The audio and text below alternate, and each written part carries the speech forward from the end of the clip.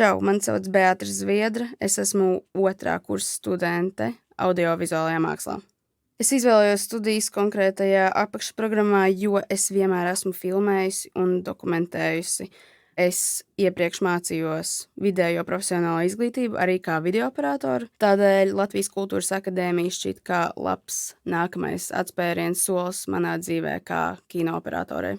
Es teiktu, ka man principā patīk viss savās studijās. Ir lietas, kas ir sarežģītākas un kas ir vieglākas. Par to, ka man viss šeit patīk, varētu pateikties mūsu kinoskolas vadītājiem Jānim Putniņam un Dainim Juragam, ka viņi mums dod iespēju darīt to, kas mums patīk. Mums ir iespēja iepazīties ar kino industrijas profesionāļiem, kā piemēram Aleksandru Grebņevu, Matiju Kažu.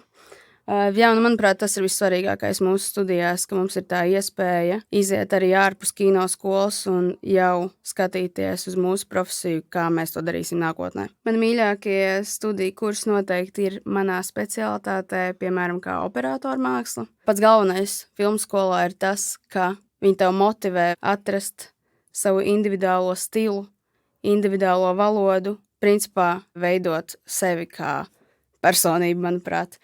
Un tas ir šajā kinoskolā ļoti, ļoti skaisti. Studijas ar darbu nav viegli apvienot.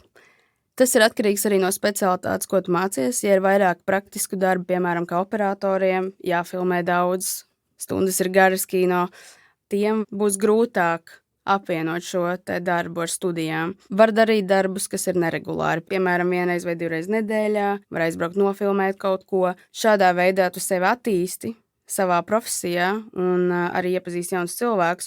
Pēc 5 gadiem es noteikti savu redzu kino industrijā, ar kameru rokās, ar saviem kursabiedriem noteikti blakus. Es redzu to, ka kino industrija Latvijā ir attīstījusies vēl vairāk. Kino industrijā arī operators vairāk ir sievietes arī.